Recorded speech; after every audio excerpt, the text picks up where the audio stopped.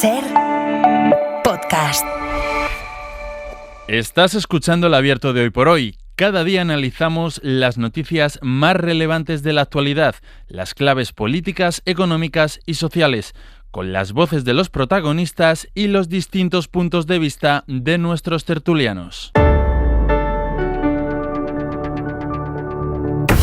Tiempo para el análisis, tiempo para el abierto en esta mañana de jueves y en la mesa de análisis Carlos Navarro Antolín. ¿Qué tal? Muy buenos días. Muy buenos días. Javier Aroca, buenos días. Hola, buenos días. Y Mario Laurrea, muy buenos días. ¿Qué tal? Muy buenos días. En un ratito, en unos minutitos, entraremos en el contenido político, sobre todo por esa comparecencia de Santos Cerdán, quien fuera número 3 del Partido Socialista en la Comisión de Investigación del caso Koldo en el Senado. Hablaremos también de las relaciones de los partidos que forman la coalición de gobierno. Pero déjenme que arranque por algo de lo que venimos hablando desde primera hora de la mañana, desde las 6 de la mañana, y es la situación de la gripe en nuestro país. Ya llevamos días contando que la gripe está en unos niveles que no se conocían en años y que ha pillado otra vez a los centros de salud y a los hospitales sin la preparación suficiente, porque no se ha pensado que esto podía pasar, y ha pasado. De hecho, hay un nivel de incidencia altísimo en algunas comunidades, como puede ser en Cataluña, por ejemplo, y hay muchísima tensión ahora mismo en algunos de estos centros hospitalarios que iremos recorriendo a lo largo de la mañana para que nos vayan contando nuestros compañeros. Vamos a intentar dibujar un poco el mapa de la asistencia ante los casos de gripe. Así que vamos a empezar por un centro de salud en la ciudad de Valencia. Ahí está Juan Magraner. Juan, buen día. Buen día. ¿Cuál es la situación en el centro donde tú te encuentras? Bueno, pues aquí se nota efectivamente que la gripe ha llegado. Nos decía un enfermero hace un momento que desde hace varias semanas además, y que todos los compañeros y él mismo ya le habían pasado. Vemos mascarillas, no tantas, es cierto, como en tiempos de la COVID, atrás quedan aquellas recomendaciones, el pañuelo de papel también es tendencia, y miradas de esas de tú me faltas por encima de la mascarilla o del pañuelo de papel cuando ven el micro de la SER. La gente no está de humor, es lógico. Es cierto que no hay una aglomeración en este centro de salud. Es un centro de salud en pleno centro de la capital, en pleno centro de Valencia, pero el goteo es constante y las caras, algunas, lo dicen absolutamente todo. Además, este es un centro de salud que da servicio a una cantidad, aunque es pequeño, da servicio a una cantidad importante de población, y también hay otros servicios que presta. Hacen falta recetas, hay otras enfermedades, pero se nota, nos dicen que la gripe está haciendo estragos, y nos dicen también que están aumentando bastante los casos de COVID, que hasta ahora parecían estancados aquí en la Comunidad Valenciana. Veremos, porque también nos dicen que el pico está cerca, pero que todavía no lo hemos alcanzado. Igual nos lo trae Papá Noel. Juan, gracias. Un abrazo. Esto en un centro de salud de la ciudad de Valencia. A las 8 de la mañana estábamos en el Hospital de la Paz, uno de los más grandes de España, que está en Madrid, y está Lidia Payo. Lidia, hola. ¿Qué tal? Buenos días. Nos decías que a pesar de que algunos sanitarios te decían que habían tenido momentos peores, de más presión en las últimas semanas, pero nos hacías el relato de los pacientes, de las filas de camillas, de gente que lleva días esperando una cama en la unidad que les corresponde. Eso es, y realmente una frase que define bien cómo está la situación y que hemos escuchado de varios profesionales es que viven saturados, con cierres de cama en verano, con operaciones programadas desde hace meses, y que este pico de gripe lo que está haciendo es agravar todo esto. Durante la mañana hemos podido acceder a las salas de diagnóstico, esos boxes, y allí hemos visto de todo. Pacientes sentados en sillas y sillones, en camillas en lugar de camas, distribuidos a lo largo de los pasillos. Algo muy visual es que cada espacio para la cama tiene asignado un número pintado en la pared, y había muchas de esas camas colocadas entre los huecos, o sea, sin número.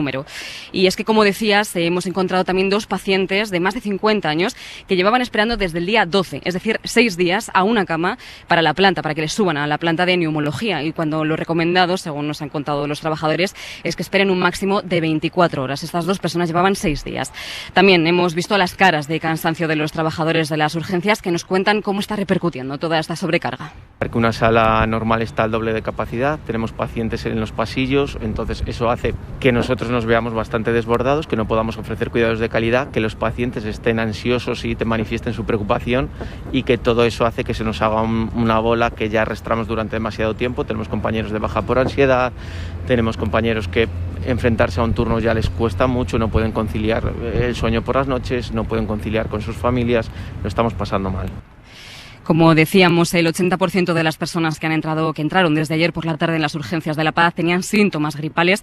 Vemos a esta hora cada vez más gente entrando por el acceso de las urgencias, casi todos con la mascarilla, y la queja común, sobre todo de los profesionales, por la falta de personal y por las malas infraestructuras de este hospital de la capital. Lidia, gracias. Hasta luego. Esta es la imagen en algunos centros sanitarios. Seguiremos el recorrido enseguida, en unos minutos. Hay algunos centros que han tenido que reorganizar sus recursos para intentar atender la oleada de enfermos de gripe, y es una oleada, es lo que respaldan los datos después de semanas de crecimiento de los contagios. Saludamos de nuevo a Mariola Laurido. Hola, Mariola. Buenos días, Ángeles. En algunos lugares se cree que ya se ha pasado el pico de la epidemia, pero en la mayoría los casos de gripe siguen subiendo. Pasa además que se ha adelantado esta gripe, y esta situación se produce antes de Navidad, que puede producir otro repunte. Claro, estamos en un momento álgido de la gripe de gran intensidad. Los casos siguen subiendo, sí, y estamos en tasas de incidencia de 350, 400 y hasta 700 casos por 100.000 habitantes en Cataluña, Madrid, Aragón, País Vasco, Comunidad Valenciana. En Cataluña, donde empezó antes y pegó fuerte, pueden estar llegando al pico, como apunta Mireia Puig. Es la jefa de urgencias en el Hospital de la Santa Creu y Sant Pau y presidenta allí de los médicos de urgencias. Estamos en un punto de la epidemia muy alto, es decir, con una altísima transmisión de la gripe, y dado que al menos aquí en Cataluña llevamos ya 7 semanas de ascenso, la previsión es de que probablemente estamos llegando a un punto máximo. En Cataluña, también en Madrid o Navarra, bueno, pues se ha visto en los últimos días cierta desaceleración, pero claro, como dices, quedan las Navidades con todas las comidas, cenas familiares, fiestas, aglomeraciones. Hoy la Red Nacional de Epidemiología del Instituto de Salud Carlos III va a actualizar su informe semanal. Veremos cómo están las gráficas, porque la semana pasada la curva crecía en vertical y la incidencia superaba ya el pico de los 3 últimos años. Rafael Marrón es jefe de unidad en urgencias del Hospital Miguel Servet en Zaragoza. Doctor, ¿qué tal? Muy buenos días. Muy buenos días. Usted se acaba de incorporar al servicio, pero ¿cuál ha sido el parte que le han pasado los responsables de la noche?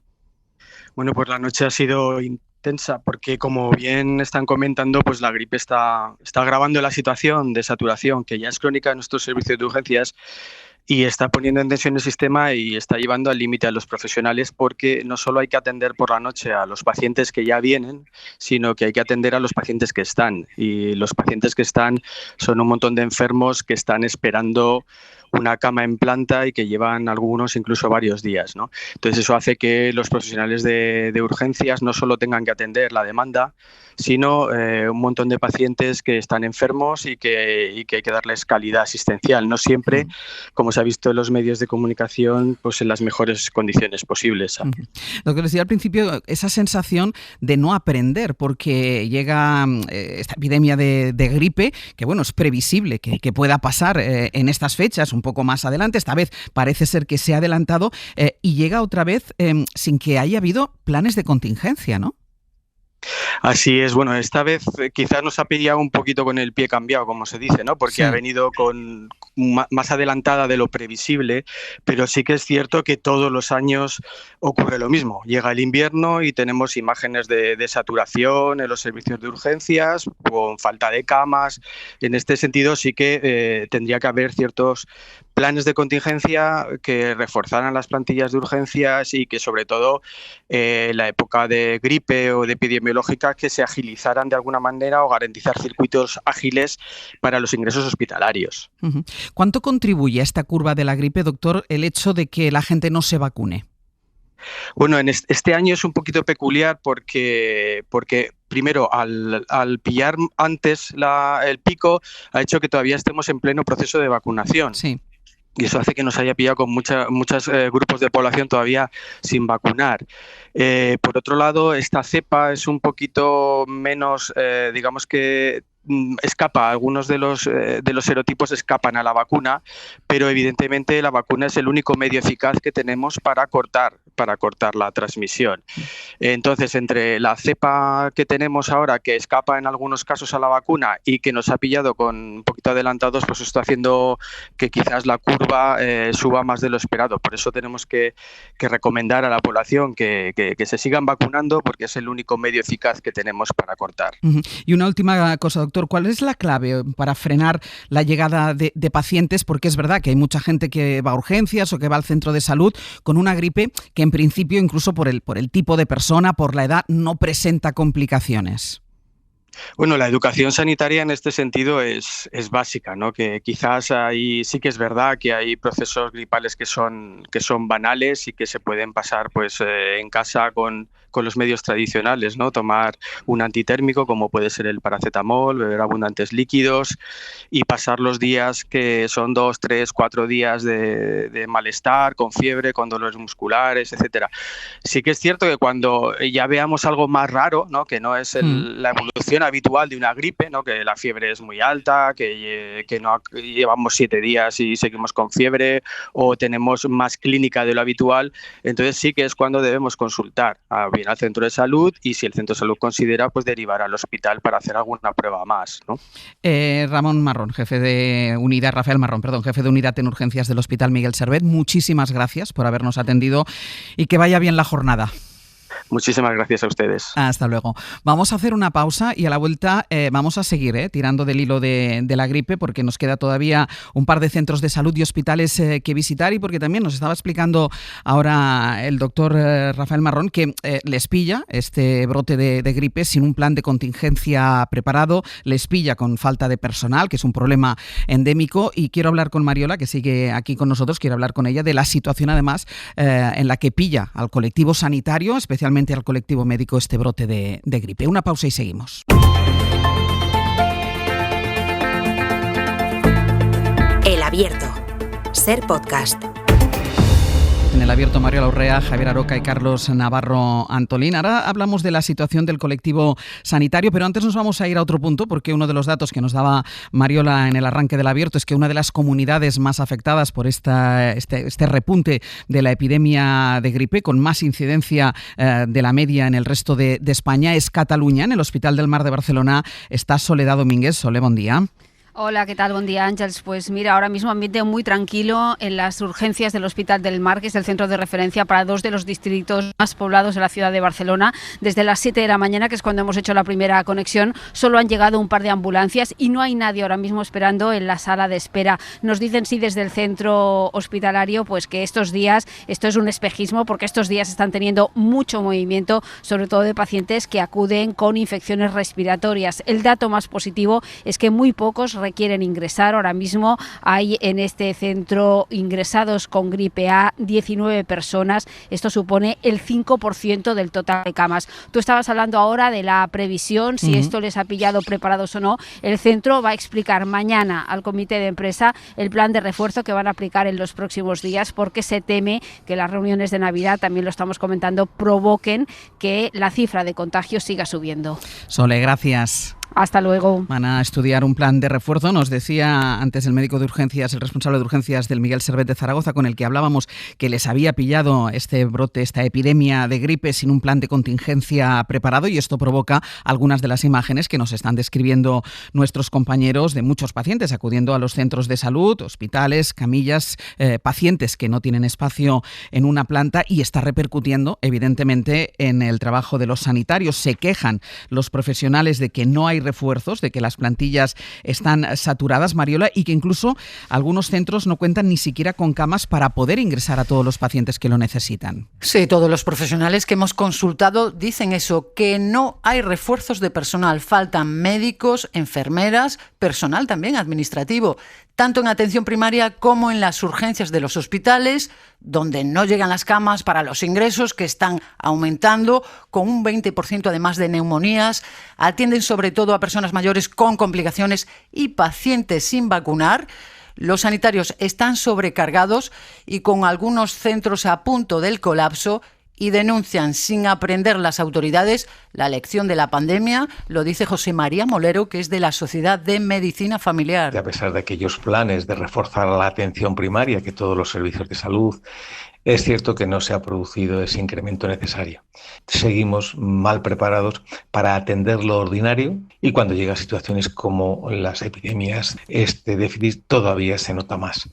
Los profesionales critican la falta de planificación, con esta gripe que se ha adelantado, que las autoridades llegan un año más tarde con esos planes de contingencia que todavía están desplegando ahora, que en urgencias pediátricas, porque la epidemia, Ángeles, empieza siempre en los menores y son factores de transmisión, bueno, pues están batiendo récords de casos y que todavía llegarán días muy duros en los centros médicos y además la cobertura de vacunación es baja. Paola Martínez, doctora en primaria. Al adelantarse, nos pilló en un momento en el que todavía no había un porcentaje de cobertura de población ya vacunada suficiente para realmente poder ser eficaz y frenar un poquito esta expansión del virus. Y en los últimos días, pues las comunidades se han puesto las pilas, organizando jornadas de vacunación sin cita previa, abriendo la vacunación a toda la población, pero bueno, en fin, llegan tarde. Los sanitarios, bueno, pues coinciden también con lo que decía Rafael Marrón,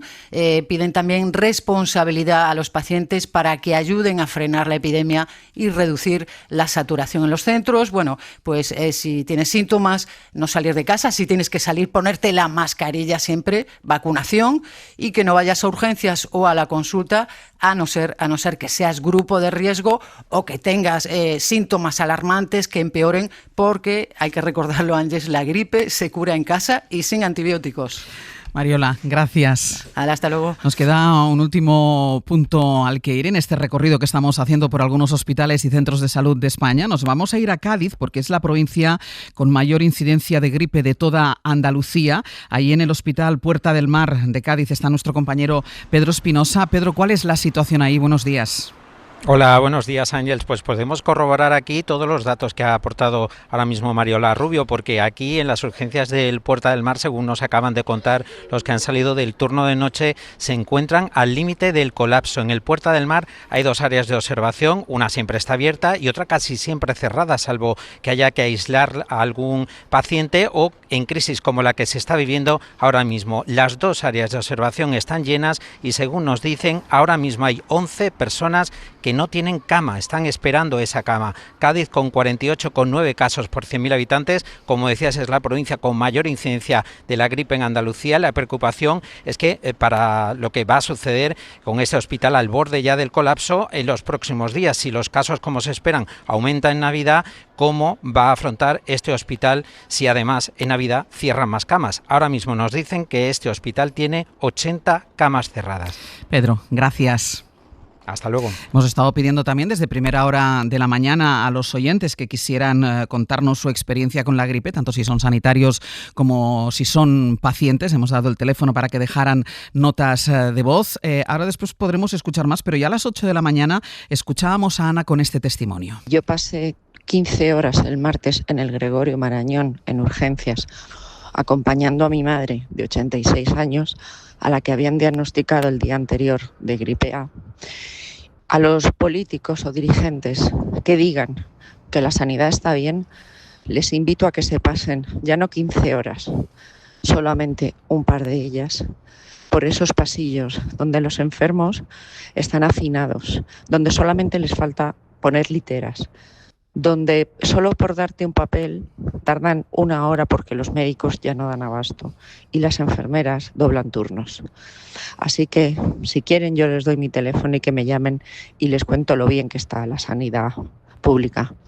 La sanidad pública, una sanidad pública estresada, de lo que hemos hablado en infinidad de ocasiones, y es un estrés, Mariola, que sale a la luz cuando pasa algo como esto, cuando hay una epidemia de gripe que llega antes de lo que estaba previsto y que se encuentra con unos centros hospitalarios, con unos centros de salud que no han preparado ningún plan de contingencia, porque prepararlo ya es difícil, porque no tienen, en temporadas normales, vamos a decir, de baja incidencia de gripe del día a día, ya no tienen personal suficiente para cubrir todo.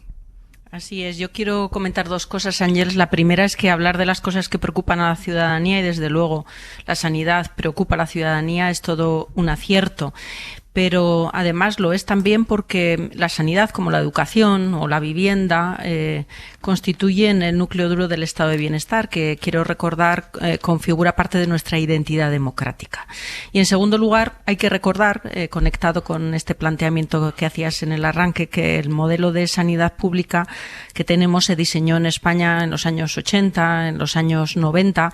Siempre decimos de la sanidad que es la joya de la corona, que forma parte de nuestro patrimonio político como Estado democrático, pero hay que recordar también que el diseño que tiene es diseño para una sociedad muy distinta, para atender unas enfermedades muy distintas a las que hoy mayoritariamente tenemos que hacerle frente. Hoy el gran desafío de la sanidad pública en España es la primaria, porque es la que atiende, digamos que es el filtro, y desde luego porque es la que atiende al núcleo de enfermos crónicos, que es el gran desafío de toda sociedad envejecida, como la sociedad europea, la sociedad española también, pero sobre todo una sociedad que le ha ganado la batalla al tiempo.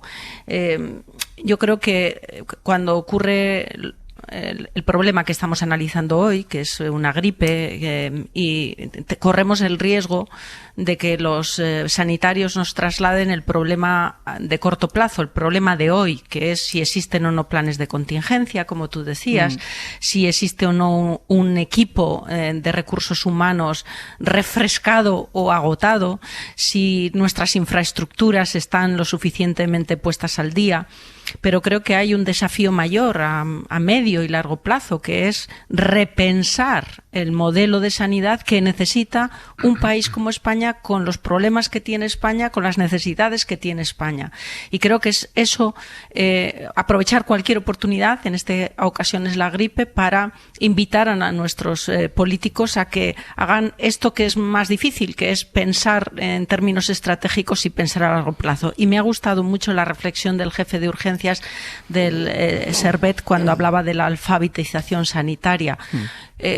También tenemos que pedir un esfuerzo en términos de responsabilidad a los ciudadanos para no contribuir al colapso de las urgencias. Y una gripe, efectivamente, lo decía Mariola Lourido, es que se cura en casa y con nada. Es que también hay que tener esa paciencia para hacer frente a lo que es simplemente una gripe, que se puede complicar en sectores de la población frágiles, pero no, claro, pero no en alguien sano. Aroca.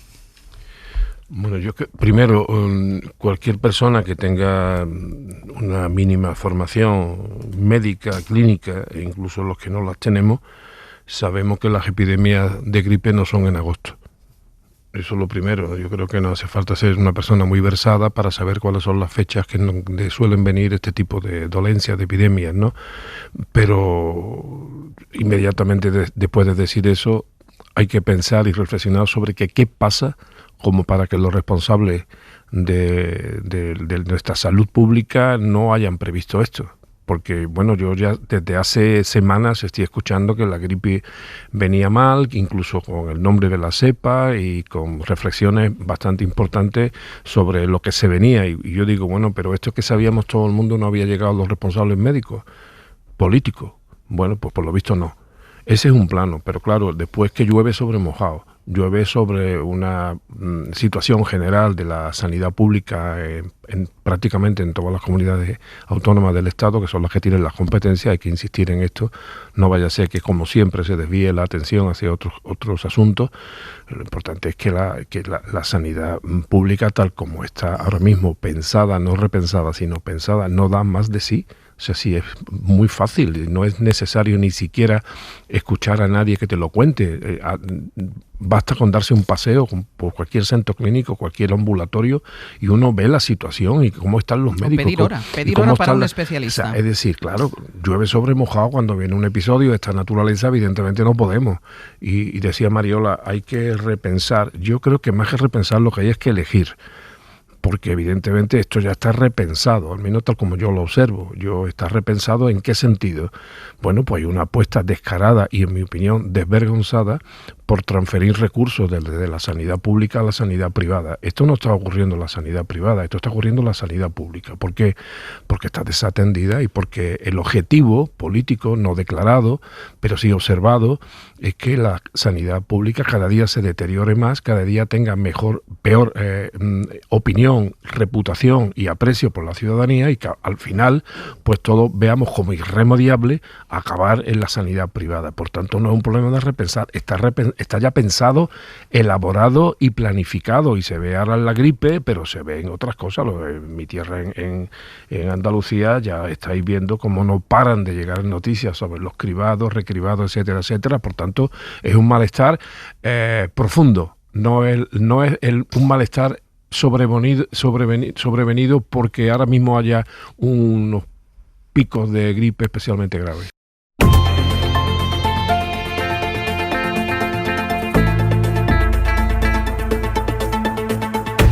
Hace más de mes y medio que pedimos la cita para vacunar a nuestro hijo de 3 años y medio y nos han llamado y nos han dicho que no quedan vacunas en el centro de salud, así que nos tienen que reagendar la cita de la vacunación, a ver si con suerte el lunes llegan. En la aplicación de las citas previas veo que ayer, 17 de diciembre, me daban hora para el 5 de enero del 2026. Yo soy médico de familia, trabajo en un centro de salud de Fuenlabrada. A diario vemos muchos pacientes, pero muchos, que no son susceptibles de complicarse, que llevan pocos en días, incluso horas con síntomas, pero que necesitan una baja o un justificante para justificar en su trabajo la ausencia. Yo en mi centro de salud tengo un mínimo de espera de 2-3 semanas para concertar cita con el médico de cabecera. Son algunos de los oyentes que han marcado nuestro número de teléfono para dejar estas notas de voz. Se lo pedíamos al arrancar el programa a las 6 de la mañana. Queríamos dedicar hoy un espacio de este programa a la situación de la sanidad a raíz de la epidemia de gripe que se ha adelantado este año y que ha puesto algunos hospitales y algunos centros de salud al borde del colapso, y pedíamos a los oyentes que nos ayudaran a hacer esa radiografía que hemos hecho también con algunos compañeros destacados en algunos de estos hospitales y centros de salud. Carlos, no te habíamos escuchado todavía a ti. Yo oía con mucha atención a Urrea cuando ha dicho efectivamente que ha venido a decir que las estructuras de la sanidad se nos han quedado anticuadas, pequeñas, estaban pensadas para una sociedad de los años 80 y ha pasado muchos años y pensaba una analogía, que es que con el turismo masivo nos ha pasado igual. Las ciudades no dan abasto, o sea, las estructuras son antiguas, como ocurre con la sanidad pública, para la demanda que hay ahora, en transporte, en limpieza, en seguridad, que se ve que las grandes ciudades tienen verdaderos problemas para responder a la demanda que hay en las ciudades, ahora mismo en las grandes capitales sobre todo. O sea, socializamos mucho, más aún después de la pandemia, nos movemos mucho. España es un país con 94 millones de viajeros y eso indudablemente genera unos riesgos, y entre ellos está el sanitario. Yo creo que al final nos tenemos que acostumbrar a estos ciclos de epidemia, pensar muchas veces cuando aquellos años en la cultura de la mascarilla, que los asiáticos van por delante de nosotros, muchas veces algunas miradas de extrañeza, incluso algún desdén cuando hemos visto asiáticos en un aeropuerto, en un metro, con su mascarilla puesta, porque saben a lo que se exponen, lo saben mucho mejor que nosotros y tienen esa cultura ya adquirida. Por supuesto, las vacunaciones, las medidas preventivas, y también recuerdo como a muchos se echaron encima de una viróloga del CSIC, Margarita del Val, cuando insistía mucho en la cultura de la ventilación. Hay que ventilar incluso con la calefacción puesta, que eso fue polémico en su día, pero estas epidemias, que Dios quiera que no llegue una pandemia otra vez, nos tenemos que acostumbrar a ella porque hemos cambiado, salimos más, nos movemos mucho más, estamos asumiendo mucho más riesgo, y ni la sanidad, que por cierto la privada también, ayer en Sevilla había clínicas privadas con muchísimas colas, están desbordadas, como le ocurre también a las ciudades. Aquí no hay ningún hecho aislado. Y me interesa mucho, por último, el concepto de alfabetización sanitaria. Es totalmente cierto. Hay que saber cuándo se debe acudir verdaderamente a una urgencia y, sobre todo, exigimos a la sanidad, pero los ciudadanos, permitidme un dato local, no podemos dejar, como ocurre en Sevilla, 1.600 consultas al día que se han reservado y no nos presentamos. Eso es vergonzoso. Podemos exigir, pero tenemos que ser responsables también, ¿eh? Mariola. Sí, Yo entiendo que Javier discrepe de la idea de que hay que repensar el modelo de sanidad, lo respeto, pero no lo comparto. Cuando yo hablo de repensar el modelo de sanidad no es pensando en darle oportunidad a modelos privatorios claramente predatorios. Creo que, de hecho, el florecimiento de estos modelos privados de sanidad son un elemento más que pone de manifiesto, una evidencia, si se quiere, del desgaste estructural de nuestro modelo de salud pública. No hablo de repensar el modelo para buscar alternativas, sino de repensar el modelo en el sentido de configurar una estructura organizativa y una estructura sanitaria capaz de atender desde lo público el problema que hoy tiene una sociedad en España, la sociedad del 2025.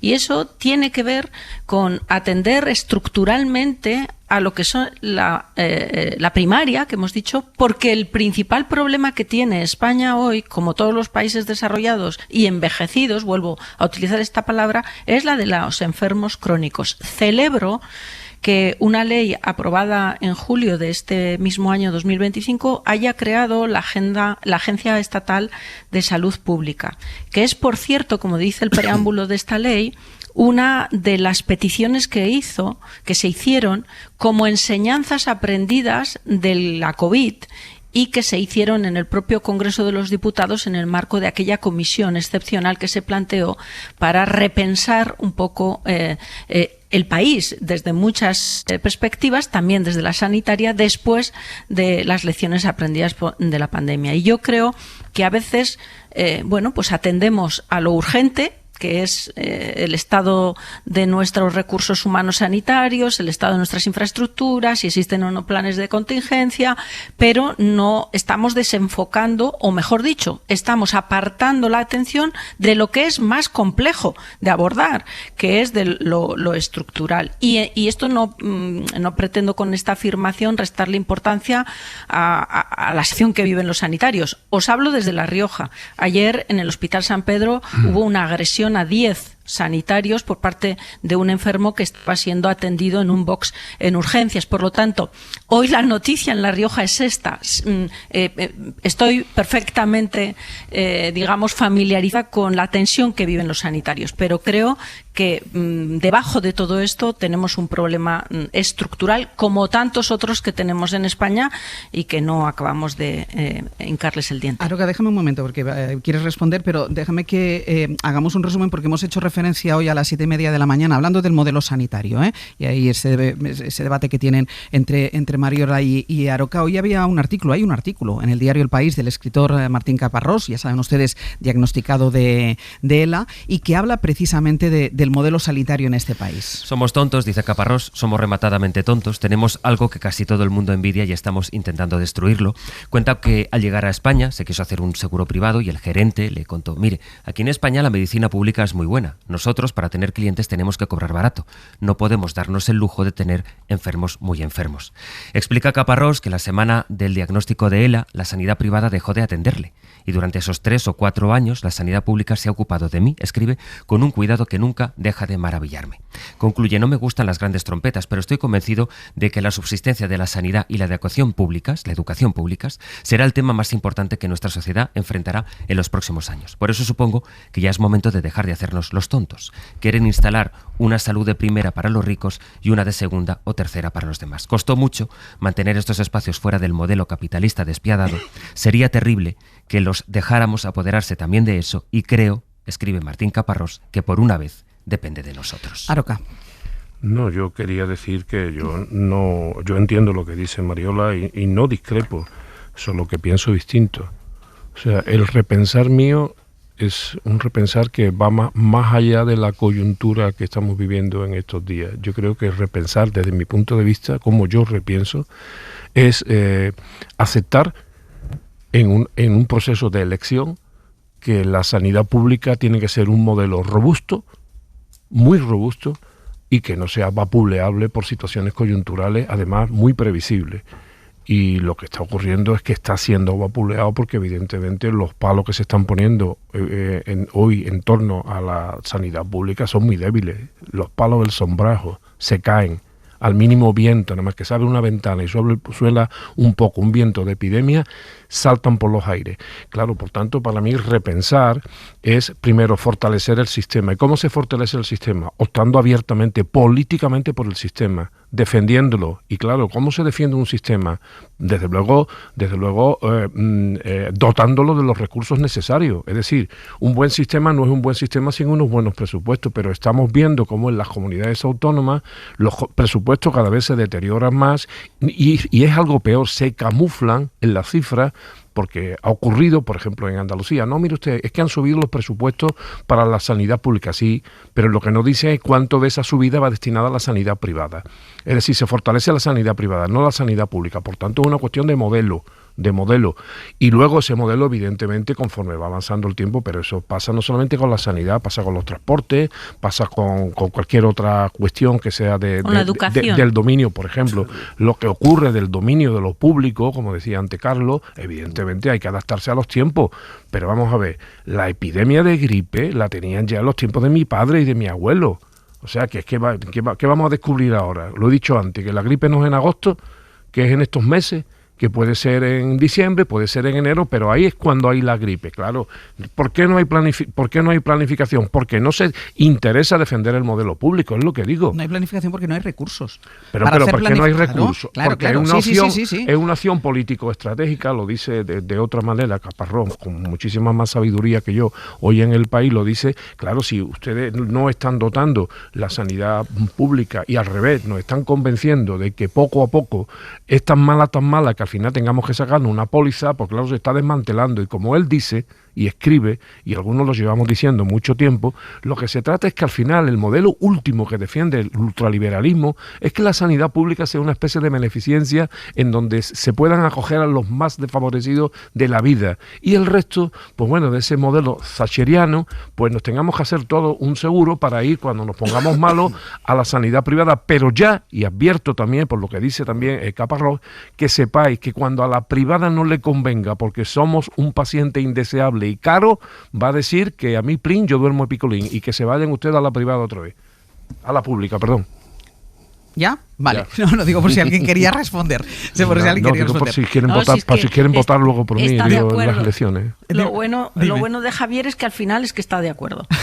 Vale, es otra manera de plantearlo, bueno. Evidentemente. O al revés. Vamos a dejar aquí el tema sanitario porque pero me parece muy importante porque además ponía el acento, y lo dice Caparrós en el artículo, ponías tú también el acento, Mariola, que de los temas que se tienen que hablar es de esto, de hacia dónde va la sanidad de este país, hacia dónde va la educación en este país, que al final es hacia dónde va lo público en este país. Pero antes llevamos meses hablando de esto y años. Forma parte de la identidad democrática. Totalmente. Y es que hay partidos que están desvergonzadamente defendiendo lo privado y luego nos rompemos la camisa, nos hacemos girones de los jerseys. Eso es lo que tiene que estar en el centro del debate, y donde tenemos que tener claras quiénes son o cuáles son las posturas de cada una de las fuerzas políticas que tienen representación parlamentaria, porque luego hay que ir a votar. Esto sí que es una polarización, elegir entre lo público y lo privado. Evidentemente, esto es polarización. Yo estoy en el polo de lo público, el que esté en lo privado que lo diga, y cuando vaya a unas elecciones que diga, mire usted, yo defiendo el modelo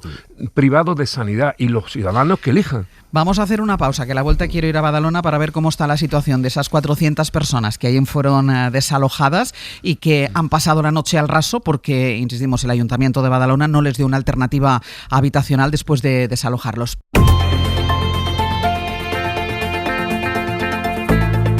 El Abierto. Ser podcast. En el Abierto, Mariola Urrea, Javier Aroca y Carlos Navarro Antolín. Les decía que nos íbamos a Badalona, pero antes vamos a pasar por Radio Barcelona. Sergi López, buen día. Hola, Ángels, buen día. Porque hay novedades sobre el brote de peste porcina. Pues sí, porque los Mossos d'Esquadra y la Guardia Civil están realizando esta mañana una entrada y registro a las dependencias del laboratorio Cresa de la Generalitat. Esta diligencia la ha ordenado el juez de instrucción número 2 de Sardañola del Vallès en el marco de las diligencias previas declaradas secretas en referencia al brote de peste porcina africana que se localiza en el Parque de Collserola, cerca de Barcelona. Esta entrada y registro en estas instalaciones se está llevando a cabo estamos siguiendo todos los protocolos y las medidas de seguridad que requieren este tipo de centros de investigación. Hay que recordar que el grupo de expertos de la Generalitat que realiza una auditoría sobre el origen del brote aún no ha ofrecido ninguna conclusión sobre dónde se produjo ese inicio del brote de peste porcina.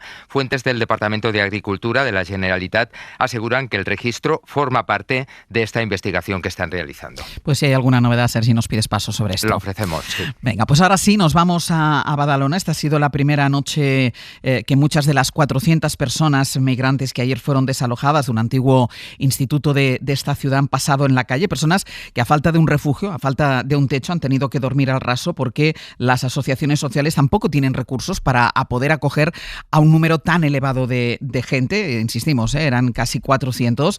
Ahí en Badalona está Ferran Dalmau. Ferran, bon dia.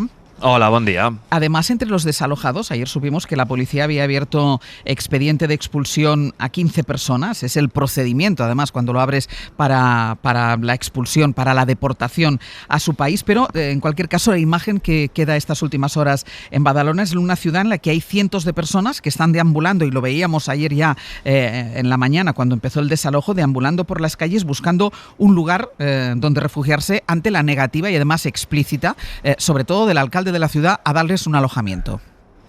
Sí, ahora mismo en la plaza de delante del antiguo Instituto Badalona Nou hay decenas de personas sentadas. Hay unas 6 o 7 tiendas de campañas, bicicletas y carritos.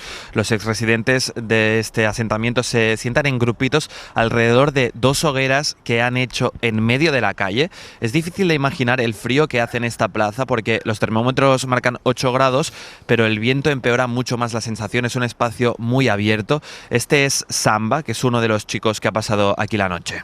Fatal, no, dormir no puedes, porque no puedes, hace demasiado frío y había un chico que teníamos que cogerlo, acercarle el fuego, si no iba a morir.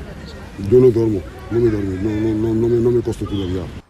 Cuenta que no ha podido dormir, que había un chico que le han tenido que tener todo el rato aguantado entre ellos cerca del fuego porque del frío pensaban que se iba a morir. Claro, aquí son unos 50 exresidentes, pero en el B9, como decías, vivían unos 400, por lo que os podéis imaginar cuál es la imagen en las calles cercanas. Cada pocos metros, grupos de 2-3 personas durmiendo en entradas de portales, en bancos, en los parques, en definitiva, donde pueden y como pueden. Entre los antiguos residentes hay muchos encontronazos, escenas de tensión por los nervios, por las malas condiciones que acentúan cualquier discrepancia, y mientras tanto, al otro lado de la plaza está lo que era la entrada principal del B9, custodiada por una decena de agentes de policía local con furgones y coches que impiden que pueda entrar cualquier persona al antiguo asentamiento. Ferran, gracias. A vosotros. Todo esto el alcalde de Badalona, Xavier García Albiol, que ha sido el principal promotor de este desalojo masivo. De hecho, él ha presumido de que es el mayor desalojo que se ha producido en España. Celebraba desde ayer la actuación de la policía, le celebraba el desalojo y ha rechazado, se ha negado a ofrecer cualquier tipo de ayuda a las personas migrantes. Ve como una victoria el desahucio de ayer en Badalona y pone el foco en esas personas a las que acusa de ser delincuentes. Dejo muy claro que el Ayuntamiento de Badalona no va a gastar ni un solo euro en darles vivienda a personas que se han dedicado a hacer la vida imposible a los vecinos. Así de claro. Dije que sacaríamos a esta gente y lo hemos hecho. Badalona no puede ser ni va a ser refugio para la ilegalidad ni para comportamientos de personas conflictivas que perjudican a quienes precisamente cumplen la ley y a quienes quieren algo tan sencillo como poder vivir en sus casas tranquilos.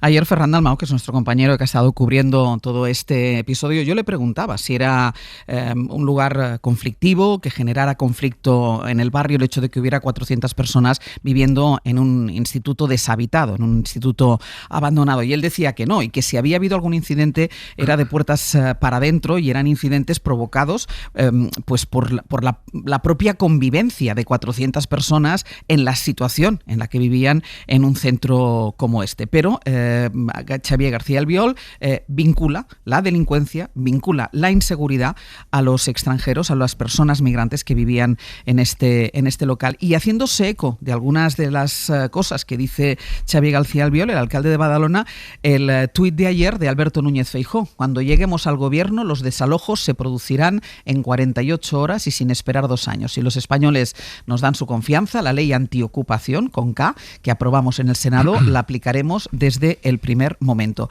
Es un modelo, y es el modelo de Xavier García Albiol, con el que ganó la alcaldía de Badalona, con el modelo, Mariola, Limpiaremos Badalona. Fíjate, Ángel, yo no conozco la realidad de Badalona, no sé exactamente cuáles son las circunstancias en las que se encontraban las personas que han sido desalojadas, pero sí sé que no quiero políticos que son capaces de construirse un argumento artificial para dejar en la calle a 400 personas. Y mi pregunta es, si este señor lo que quiere es garantizar a su ciudadanía una vida tranquila, porque cree que estas 400 personas son todas delincuentes o alteran la vida de los ciudadanos de Badalona, mi pregunta es, ¿lo va a hacer más efectivo esa tranquilidad dejándoles en la calle? El argumento que utiliza el alcalde de Badalona es simplemente un argumento falaz, pero además yo quiero señalar que esta conducta política es contraria a cualquier derecho fundamental. El Comité de Derechos Económicos, Sociales y Culturales, que es un órgano de Naciones Unidas, ha condenado a España en numerosas ocasiones por no ofrecer un alojamiento, una vivienda habitacional, una solución habitacional ante supuestos desalojos. ¿Qué va a ocurrir en este supuesto que estamos hablando de 400 personas en la calle abandonadas?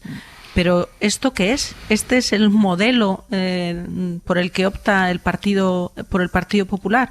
Estamos hablando también, cuando hablamos de soluciones habitacionales, sí o no, para personas que viven en nuestro país, con independencia de cuál sea su situación administrativa, estamos hablando de derechos fundamentales y estamos hablando también de la capacidad de nuestros servicios sociales para atender esa realidad. Volvemos a lo mismo de lo que estábamos hablando antes, de las capas de nuestro estado de bienestar. Si queremos preservarlo como parte de nuestra identidad democrática y además a quién le queremos hacer beneficiario de ese estado de bienestar. Y el Partido Popular está apropiándose de las ideas de la ultraderecha que hablan de ese nacionalismo del estado de bienestar del que ya hemos hablado en alguna otra ocasión en este programa, que pretenden limitar los beneficios del estado de bienestar bajo la idea de pertenencia y bajo la idea de merecimiento. Y estas personas, claro, que no son españolas ni pertenecen a España ni se lo merecen. Y claro, esto es no solo xenófobo, sino que es un modelo que ha creado la ultraderecha en otros países y que obviamente el PP lo está comprando, sin matices. Y es que además hay un tema, y ayer lo comentábamos en El Abierto: aunque tú les desalojes, ellos no desaparecen. Claro. Las personas no desaparecen, siguen ahora ahí. Las tienes en la calle. Las tienes en la calle, evidentemente. Muchas personas de las que vivían allí tenían trabajo. Muchas personas, lo que pasa, y ahora hablaremos también de ello, que no tienen medios económicos, como le pasa a mucha gente que no son personas migrantes, para pagarse una vivienda, y después porque tienen muchas dificultades, porque hay gente que no les quiere alquilar una vivienda. Carlos. Sí, voy a hacer otra analogía, ¿no? Cada vez que informamos de un suceso de violencia de género, de violencia machista, siempre recordamos la necesidad de denunciar. Incluso muchísimas veces los medios de comunicación ofrecemos el teléfono, recordamos el teléfono al que se puede llamar. Yo creo que cada vez que se informe o se comente un asunto de estas características como el de Badalona, no hay que dejar nunca de decir, de referir el drama humano de estas personas. Por eso, antes que nada, absolutamente nadie desea vivir en esas condiciones, porque si no estaremos dando un enfoque sin alma, y una cosa es ser el buen discurso buenista, que yo nunca comparto, y otra cosa es el enfocar las cosas sin alma. Ahí hay un drama humano, y me llama mucho la atención el discurso del alcalde, cuando el tono tan duro, tan acerado que empleó: no voy a dar un duro en soluciones de vivienda. ¿Por qué se refiere así a ese tema? Se refiere así porque hay una competición electoral únicamente con Alianza Catalana y con Vox, con discursos endurecidos, absolutamente afilados, y entonces no quiere perder ese terreno un alcalde que tiene mayoría absoluta, nunca se nos olvide, ¿no? efectivamente, usted ha desalojado eso, que llevaban allí, por cierto, 2 años. En 2 años, ¿qué ha ocurrido? No se ha podido hacer nada, no se ha podido gestionar, no se ha podido hablar con otras administraciones, no se ha podido plantear una solución factible. Se ha ido la solución a los 2 años, insisto, dura, efectista, pero que no soluciona nada, porque en vez de tener los 400 en un sitio localizado, donde estamos de acuerdo que las condiciones eran lamentables, como hemos visto en muchos reportajes, los vas a tener sueltos, vivaqueando por las calles, y no vas a solucionar el problema. Has conseguido un titular. Pero cuando dice, además, voy contigo, Aroca, cuando dice que no va a dar un duro para encontrar una solución para esta gente, quiere decir que no va a dar ni un duro a los servicios sociales, que son los encargados, y que además muchas de las personas que vivían en este instituto abandonado estaban en el radar de los servicios sociales, es decir, ya les atendían. Hace unos meses, brevemente, llegaron a Alcalá de Guadaira, Sevilla, que es un pueblo muy importante, una localidad muy importante. Llegaron 85 inmigrantes, hubo unos discursos inflamados contra ellos, sin que hubiera ocurrido absolutamente nada. Pasaron los 6 meses, nos preocupamos en ver cómo iba la cosa y no ha habido ningún problema. Fueron alojados, fueron atendidos y se han integrado. No ha habido ni un solo problema, y recordamos las barbaridades que se dijo cuando llegaron. Aroca. No, todas estas cuestiones tan exageradas como las palabras infladas de este alcalde, van a formar parte de nuestra agenda cotidiana, porque como bien ha dicho Carlos, estamos ya en un derrotero electoral o promesa de elecciones en algunos casos, y va a haber una competencia, como está viendo, feroz por a ver quién es más de extrema derecha y quién consigue ese caladero que dicen que es enorme de voto extremista, ¿no? Pero no nos olvidemos de quién estamos hablando. O sea, estamos hablando de un señor que llegó hace mucho tiempo al poder diciendo que iba a limpiar Badalona, y parece que todavía no lo ha limpiado, porque él mismo está confesando su fracaso, porque si después de todos los años que lleva gobernando con las mayorías que ha tenido no ha conseguido dejar limpia en su lenguaje, obviamente, no en el mío, no ha conseguido limpiar Badalona, es que está fracasando. Y encima exagera el gesto. Pero yo también niego que esto sea puramente una competencia con Vox o con Alianza. Esto es el propio tuétano de este señor y también de este partido. Todo esto, incluso el eslogan que hemos recordado de limpiar Badalona, es previo a la existencia incluso de Vox. Es decir, este señor se podría haber ido perfectamente en el grupo fundacional de Vox cuando se escindió del Partido Popular, porque es que piensa igual. Pero a mí lo que me preocupa es que dentro del PP haya gente asolapada que piense exactamente igual que lo que piensan los más extremistas de Vox y de la extrema derecha. Por eso digo que hay que ir acostumbrándose, y desde luego acostumbrarse no significa aceptarlo. Yo lo combato, pero este tipo de episodios van a seguir ocurriendo. Por cierto, me llama la atención algo que ha dicho que yo no sabía que existía. ¿Cuántas personas hay trabajando dentro de los que están allí?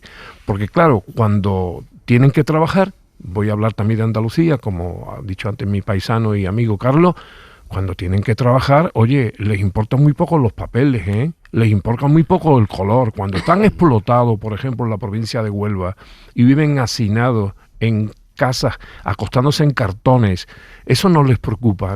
Y si los expulsan después de que termine la temporada o la cosecha. Es absolutamente inmoral. Y por cierto, muy poco cristiano, ya que ellos presumen tanto y se da tanto de golpe de pecho episcopal.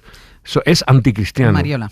Bueno, aquella frase, ¿no?, que se repetía en algunos lugares, sobre todo agrícolas, donde se decía que por la mañana todos los inmigrantes son pocos, pero por la noche todos los inmigrantes son muchos, donde se reflejaba precisamente ese elemento al que apelaba ahora Javier, ¿no? Los necesitamos y nos parecen pocos cuando tienen que ir a trabajar, no siempre en condiciones dignas, y luego, claro, nos sobran cuando ya no estamos hablando de trabajadores, sino estamos hablando de personas. A mí me gustaría también apelar un poco aquí a cómo la izquierda va a dar respuesta a este elemento, que es el de la inmigración y el de quién tiene derecho a usar los servicios sociales como parte del corazón del estado de bienestar, porque la derecha y la ultraderecha han armado ya un discurso que no solo está bien articulado, sino bien articulado en el sentido de que convence a los suyos, sino que además es atractivo para aquellas capas de la sociedad nacionales que pueden percibir que porque también tienen que usar los servicios sociales, en cierta medida la población inmigrante es para ellos competencia por esos servicios sociales. Y creo que la izquierda tiene el reto de ofrecer una respuesta que no siempre va a ser fácil, y que creo que hay que también repensar los argumentos clásicos para seguir manteniendo la esencia de lo que es el pensamiento de izquierdas en esta materia y seguir siendo competitivo electoralmente y atractivo para aquellas capas de la sociedad más desfavorecidas que pueden sentir en estos discursos pues un elemento de atractivo y un elemento de, digamos, de falsa protección hacia ellos. Y creo que la derecha y la ultraderecha lo tienen muy claro, y ahora la pregunta es ¿y qué oferta narrativa tiene la izquierda sobre este tema? Porque este va a ser un eje electoral, esto está claro. Como esta cuestión, además del tema de la migración, tiene un enlace con el tema de la vivienda, y lo decíamos, no hay vivienda asequible para un determinado sector de la población, que es mucho más amplio que el de las personas migrantes. Quiero irme un momentito a Barcelona, al Parlamento de Cataluña, porque ya saben que ahí sí están funcionando las zonas tensionadas, que sí ha podido frenar en algo el precio de los alquileres, pero ha disparado el tema del alquiler temporal, que ha sido como el agujero, porque se han podido colar los propietarios a la hora de poder mantener los alquileres altos. Radio Barcelona, Xavi Abello, buen día. Hola, buen día, Àngels. Hoy se debate esto en el Parlament. ¿Qué es lo que exactamente se va a debatir y se va a votar? Sí, ante la falta de acuerdos en el Congreso, Cataluña se convertirá hoy en la primera comunidad que regula los alquileres temporales, con el objetivo de que también se vean sometidos a la regulación de precios y que los propietarios pues no utilicen esta vía, como decías, para saltarse los topes de precio que están vigentes en Cataluña desde hace más de un año. ¿Qué dice la nueva norma? Pues que lo que determinará si un piso tiene que estar limitado en el precio o no, no es su duración, como estaba pasando hasta ahora, sino su uso. Es decir, que si una vivienda es para vivir, tendrá que tener el precio limitado, aunque el contrato sea de pocos meses, ya sea por motivos laborales, de estudios o motivos médicos. Solo quedarán fuera del límite de precios los pisos que acrediten explícitamente que se alquilan por un uso estrictamente recreativo o turístico. También se regula el alquiler de habitaciones para evitar que los propietarios fragmenten sus pisos para cobrar más. La suma del precio de todas las habitaciones a partir de ahora no podrá superar ese límite de precio que haya para un piso concreto. Y aún una última cuestión relevante. La norma de hoy también intenta frenar que muchos pisos de protección oficial antiguos pasen en los próximos años al mercado libre. Los pisos públicos que se construyeron, por ejemplo, hace 30 o 50 años, están a punto de caducar, de perder esta condición, y la ley establece que mientras haya la crisis de la vivienda, mientras haya estas zonas tensionadas, estas viviendas seguirán teniendo la condición de protección oficial, aunque tuvieran previsto inicialmente liberalizarse. Todo esto entrará en vigor en Cataluña en los próximos días, tras un acuerdo entre socialistas, Esquerra, Comunes y CUP. Esta es una regulación que ya fue propuesta en la anterior legislatura de Pere Aragonès, entonces no salió adelante por las dudas del PSC. Finalmente los socialistas se movieron y hoy, en aproximadamente una hora, quedará aprobada esta iniciativa en el Parlamento. Xavi, gracias. Buenos días. Cuesta, poquito a poco, pero es verdad que Cataluña sí parece que va adelante en las medidas para intentar solucionar en lo que se pueda la cuestión de la vivienda. Nos quedan ya 10 minutos, 12 minutos de abierto, y son los que vamos a dedicar a lo que es la imagen, y que fue ayer la noticia del día, que es la comparecencia de Santos Cerdán ayer en el Senado, en la comisión de investigación del caso Koldo, a la que llegó con la previsión de que no iba a hablar, porque como su tema está judicializado, dijo que no contestaría a las preguntas, pero luego sí que fue respondiendo algunas de ellas. Bastó que lo hiciera unas pocas para dejar varios titulares, que diera pocas respuestas para dejar varios titulares que vale la pena analizar. Ana Fernández Vila, buenos días. ¿Qué tal, Áñez? Buenos días. Llegó con la intención Santos Cerdán de dejar claro que él es inocente, en lo que insistió. Lo que está sufriendo, dice, es una persecución. Se comparó como con una víctima de la Inquisición, y dice que todo es fruto de su negociación con los independentistas catalanes. Dice que todo es una operación del Estado profundo en la que se utiliza, llegó a decir, inteligencia artificial para manipular los audios. Sí, Cerdán llegó solo con su abogado y lo primero que hizo nada más empezar fue proclamar su inocencia y denunciar esa persecución. Soy inocente, no soy ningún corrupto y tarde o temprano lo van a poder comprobar. La forma de perseguir es la propia de la Inquisición. No se investiga ningún delito concreto. Cerdán negó ser socio de Servinavar y defendió que los audios que le incriminan son falsos, que están manipulados. Ha dicho que los audios son un montaje. ¿Un montaje de quién? ¿De la UCO? Sería una buena comisión de investigación dentro del Senado ver quiénes son los que pueden estar detrás de hacer ese tipo de montajes. Denunció que todo tiene que ver con su papel negociador con los independentistas. En aquel momento, no una ni dos, varias fuerzas políticas me avisaron, ten cuidado. Y hay un antes y después de la foto que estoy sentado con el señor Puigdemont. Pero se negó a responder casi todas las preguntas concretas que le hicieron sobre la investigación en curso y eso le sirvió al PP para sacar sus propias conclusiones. Cuando alguien puede negar y no se atreve, como usted, cuando alguien puede defenderse y elige callar, como usted, la conclusión es inevitable.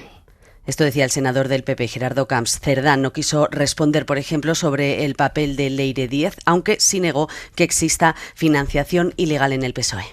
Fue llamativa, Ana, la imagen de Santos Cerdán. Llegó antes de tiempo, llegó unos 15 minutos antes de la hora prevista para que se iniciara esa comparecencia. Esperó de pie, detrás de la mesa, que entraran todos los senadores. Pasó todo ese rato solo, estoico, ante la multitud de disparos de los fotoperiodistas y de las cámaras de televisión. Y eso, el sentirse abandonado por el que era su partido, lo llevó a enviarle algunos mensajes, por ejemplo, eso de mejor solo que mal acompañado. Era la primera vez que Cerdán y el PSOE se veían las caras desde su caída, desde su entrada en prisión y su posterior salida de la cárcel. Los senadores socialistas se cuidaron mucho ayer de no cruzarse con él. Aparecieron en la comisión a las 10 en punto, cuando estaba ya a punto de empezar. Se fueron, además, antes de que él saliera. Durante la comisión se cruzaron tensas miradas y Cerdán aprovechó para lanzarse contra ellos por darle la espalda. Y está claro que estoy solo, que todo el mundo me ha dado la espalda, pero para defender mi inocencia no me hace falta que me acompañe nadie. Uno de los momentos más tensos fue cuando llegó el turno del portavoz socialista. Alfonso Gil no le hizo ninguna pregunta porque explica a los socialistas que no van a legitimar el circo que denuncian ha montado el PP con la comisión Koldo, pero sí le hizo Alfonso Gil un reproche ético. Hay situaciones que la gente no entiende, que un militante socialista no entiende, que un votante socialista no entiende. Y esto le sirvió a Cerdán para encararse con él directamente. Y sobre el reproche ético que me hace, hágase usted una pregunta. Si usted está en condiciones de hacerme a mí un reproche como el que me ha hecho. Alfonso Gil negó ayer en Hora 25 las acusaciones de Cerdán. Todo responde, dijo, a su estrategia de defensa. Absolutamente nada. El Partido Socialista de Euskadi y el Partido Socialista Obrero Español son limpios en su financiación, lo están demostrando, enmarca dentro de una estrategia de defensa que está en una causa judicializada, que tiene varias ramificaciones.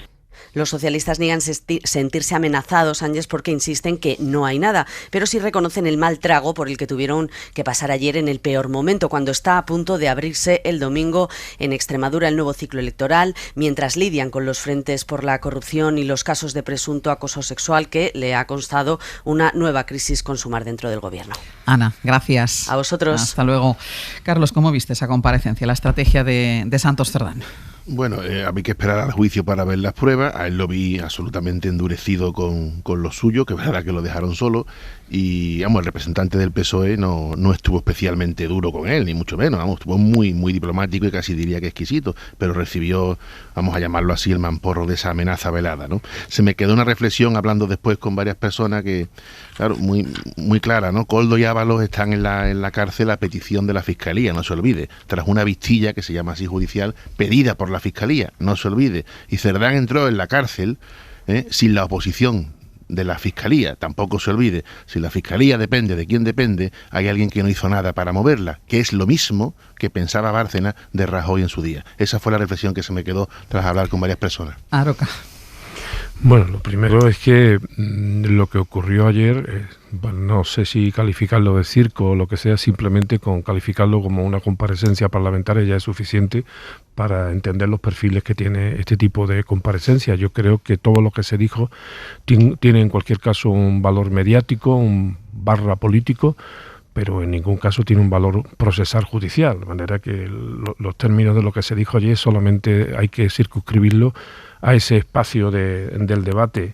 Yo hay varias cosas que me gustaría resaltar y no por obvia, ¿no? Evidentemente el señor Cerdán está defendiendo su inocencia, faltaría más, ¿no? Todo el mundo lo hace y todo el mundo no va a llegar allí y va a confesar si es que tiene algo que confesar. Defiende su inocencia, pero dijo dos cosas que a mí me parecen relevantes.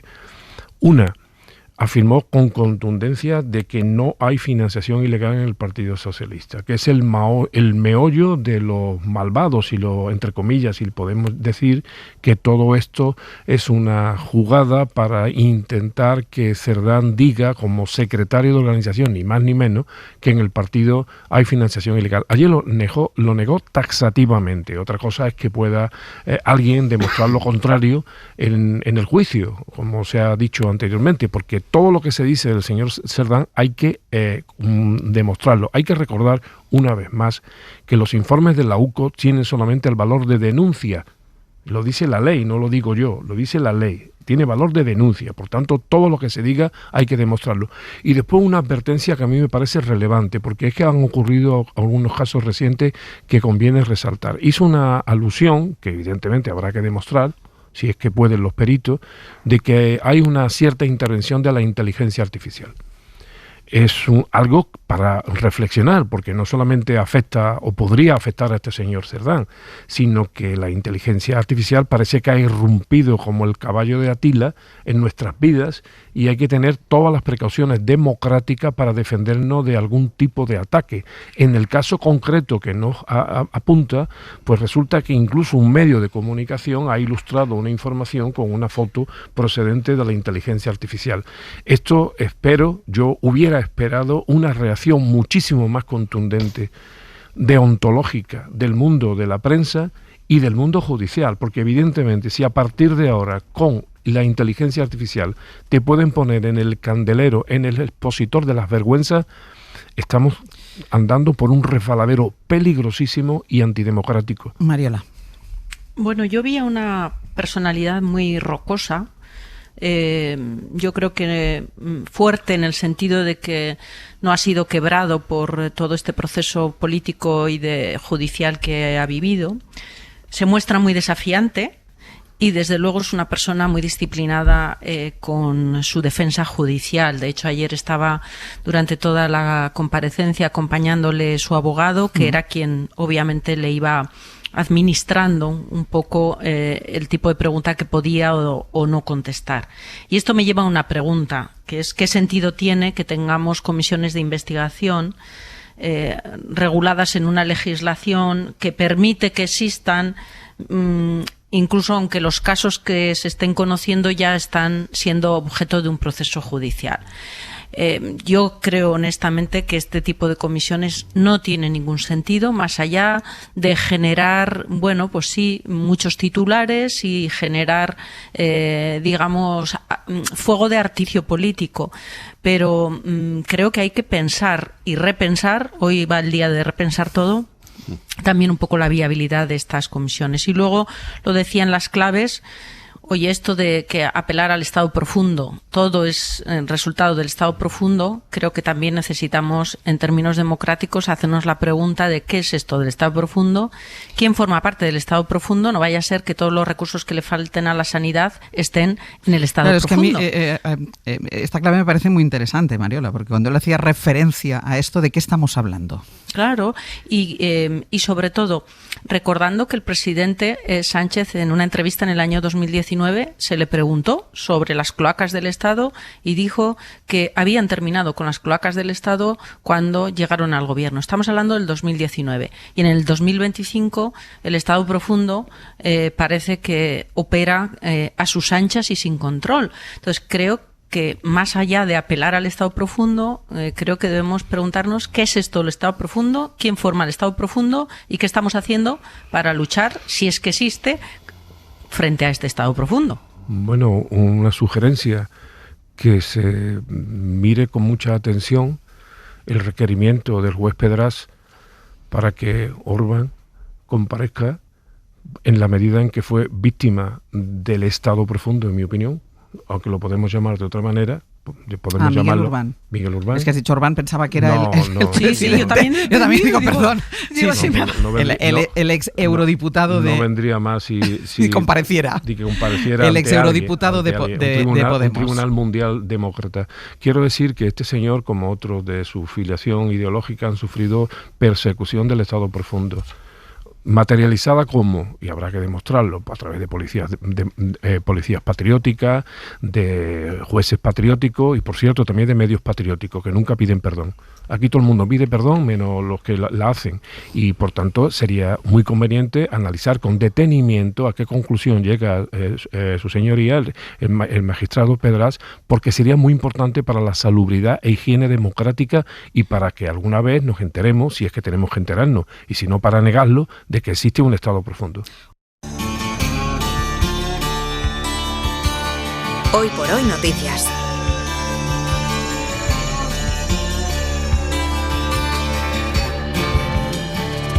Ser Podcast.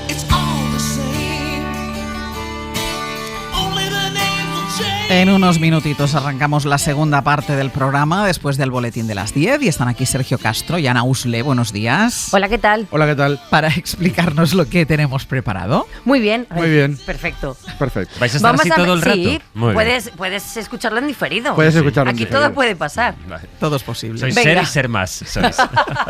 Pero lleva un poco de retardo. Sí, ser más lleva un poco de retardo. Siempre hubo un poco de retardo por mi parte. Ahora empiezo yo con por el eso te he puesto en ministerio. ser más. Correcto. Yo empiezo con el ministerio y luego sigues tú. Eso es. Venga, que llegan ya los ministros, llegan Jaime García Cantero y Nuño Domínguez para hablarnos de la antropausa. ¿Qué es la antropausa? Pues es ese parón humano que tuvimos durante los meses de pandemia y cómo eso afectó a la naturaleza. Por ejemplo, hay especies de pájaros que alargaron sus picos y sus alas. ¿En serio? Sí, en serio. Nos van a contar más detalles y cómo se está estudiando esta antropausa. Y luego vamos a hablar del ChatGPT adulto. ¿Qué es esto? ¿Cuándo llega? A partir de 2026. ¿Entrará el porno? ¿Le salvará económicamente la inteligencia artificial? Que nos lo explique Jaime, porque es un lío. Vale. Vale, a partir de de un ratito vamos a cerrar. Porque eres incapaz de calcular cuántos minutos son el rato que queda. Pues sí, en 36 minutos cerramos el Club de Amigos y Amigas Alegres de Hoy por Hoy por 2025 con la entronización al Club de Marta Etura, la actriz galardonada con un Goya por Celda 211, que no es fácil recordar el número de aquella celda, o películas tan interesantes, emocionantes como Las 13 Rosas, o inquietantes como La vida de nadie o Mientras duermen. Marta Etura, la última amiga alegre de 2025. Muy bien. Y luego llega Javier Ocaña con una película que hoy te va a encantar, es de las que más te gustan de todas. Ciencia ficción, 3 horas y 15 minutos, ver bichos azules que hacen cosas que no son posibles. Ya estoy haciendo cola en el cine. Estamos deseando saber los titulares que darán Ángel Barceló y Javier Ocaña de Avatar, la tercera entrega, y llegan otras 2 más. Ahora te lo cuentan un ratito. O sea, llega la tercera entrega y todavía quedan 2. Y luego 2. quedan otras 2, o sea, 9 horazas de Avatar. Vale. Para que las disfrutes. Vale. Vale, y luego terminamos. Me lo voy a ahorrar esto. Terminamos con la gran Ainhoa Aguirregoitia en Al Dente. Hoy nos propone cocinar en pareja en Navidad. Es decir, qué hacer, cómo repartir los papeles para que, y nunca mejor dicho, nadie se tire los platos a la cabeza durante esta fiesta. Y luego va a proponer 2 recetas, al menos teóricas, que tú y ella deberíais hacer en algún momento de vuestras vidas juntas. O sea, no es la primera vez que tampoco cocináis juntas, en realidad, ¿no? Ya lo habéis hecho en algún bolo. Bueno, tú de un poco de pinche. Yo explico lo que ella hace. Claro, a mí se me da bien explicar lo que ella hace. Cocinar en pareja. Yo no sé, yo tampoco. No lo tiene que explicar bien. En pareja casi nada ya, En pareja ya. Mariola Urrea, Javier Aroca, Carlos Navarro Antolín, por si nos veo. Feliz Navidad. Feliz Navidad. Hasta la semana que viene. Para no perderte ningún episodio, síguenos en la aplicación o la web de la SER, Podium Podcast o tu plataforma de audio favorita.